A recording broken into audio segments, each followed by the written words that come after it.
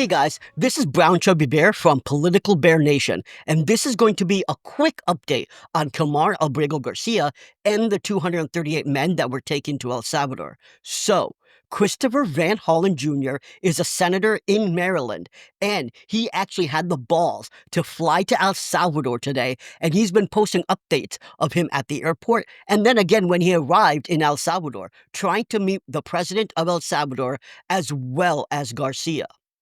Since the president of El Salvador was out of the country, apparently, he instead met with the vice president of El Salvador, and he gave a 20-minute press conference afterwards. I cut it down to 2 minutes because I think it's important to listen to some of the things he had to say. So let's hear that real quick. If you listen to President Trump and the Trump administration, you would think that the U.S. courts have found that Mr. Abrego Garcia is part of MS-13, but in fact, they have not found that. In fact, recently a U.S. federal court judge said that the Trump administration did not have evidence to support the claim that he had ever been part of MS-13. In fact, Mr. Abrego Garcia is legally in the United States. In fact, an immigration judge found years ago that it would put his life in danger if he was returned to El Salvador. And so he was given protective status and a work permit. And by the way, that was done during the last Trump administration, the last time President Trump was in office, and they never appealed that decision. So I want to emphasize that President Trump and our Attorney General, Pam Bondi, and the Vice President of the United States are lying when they say that Abrego Garcia has been charged with a crime or is part of MS-13. That is a lie. They illegally abducted Mr. Abrego Garcia from Maryland and sent him to CCOT, which is a notorious prison here in El Salvador. So I asked the Vice President if Abrego Garcia has not committed a crime and the U.S. courts have found that he was illegally taken from the United States, and the government of El Salvador has no evidence that he was part of MS-13. Why is El Salvador continuing to hold him in CCOT? And his answer was that the Trump administration is paying El Salvador, the government of El Salvador, to keep him at CCOT. So Senator Van Hollen went on to say that he tried to meet with Garcia personally to assess his health status, but the vice president of El Salvador said it was not possible. Now, the vice president of El Salvador suggested he contact the embassy and arrange for another visit at a later time. Van Hollen also asked if he could at least just speak to him on the phone, just, get some sort of proof of life.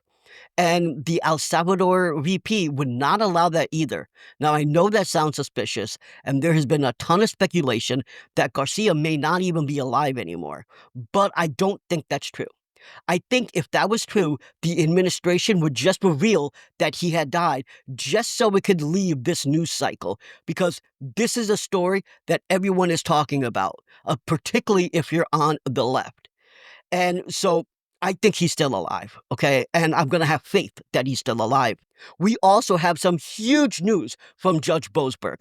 Boasberg found there is probable cause to pursue criminal contempt charges against the Trump administration officials who disobeyed his order to stop the deportation of immigrants to El Salvador. So this is more than just about Garcia. This is about all of the 238 men that they put on 3 planes to send to El Salvador. Now, they have sent men since then, but this is about his particular order, which really only pertains to that particular flight or those 3 flights that happened on that day.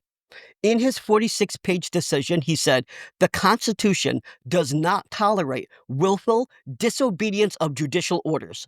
To permit such officials to freely, end quote, annul the judgments of the courts would make a solemn mockery, his words, not mine, but I would use the same thing, of the Constitution itself. I mean, I couldn't agree more. So let's break down the ruling. There are three main things that we have to know about the ruling and what that means. And I'm going to break those three things down for you. So let's look at the first one.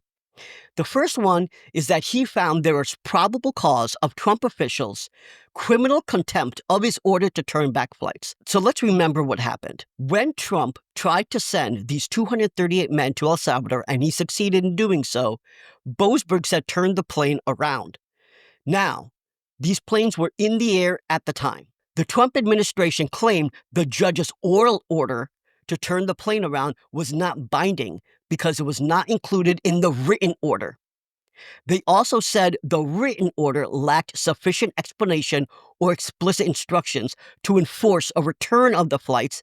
And then finally, the administration said the court lacked jurisdiction over the flights once they were outside U.S. airspace. So Boasberg is concerned about the fact that many deportees had active asylum claims and no criminal records, which also raises concerns about the accuracy of the claim that they had gained memberships. Now, I understand some of you are going to say, but they were here illegally, right? So what does it matter? That's not the case. You have to remember, before Trump took office, it was actually legal, and correctly so, to be able to cross the border and apply for asylum.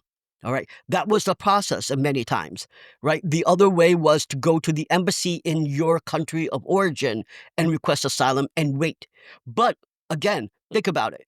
If you have a real asylum case, you don't have time to wait in your home country, right? Imagine someone's about to kill you, and so you cross the border to basically try to save your life.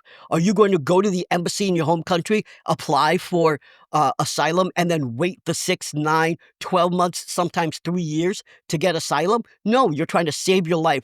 And this is actually what the international world approves. This is an international standard. Trump took that away. Also remember that 2 days ago, this administration has proposed expanding this policy to imprison U.S. citizens convicted of violent crimes. Again, they claim it will only be U.S. citizens convicted of violent crimes, but remember what they said about undocumented immigrants, right? They said they were only going to go after the hardest of criminals, and they are literally sending everyone out of here, whether or not they have no criminal record. If you got a tattoo, they're sending you out of here. So when the Trump administration says it's only going to be the worst of the worst, only U.S. citizens convicted of violent crimes, don't believe that for a second.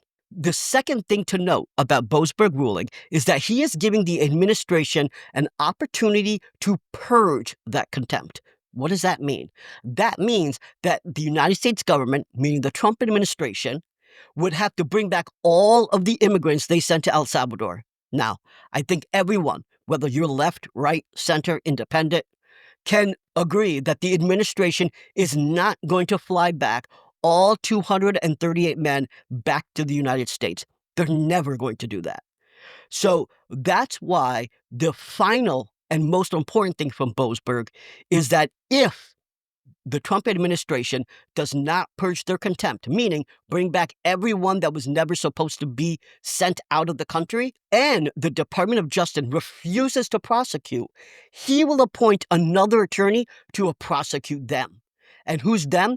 That could be people in his cabinet, whoever directed Trump and the rest of the government to ignore his ruling. This could mean criminal contempt proceedings. And yes, that would include prison time for those responsible.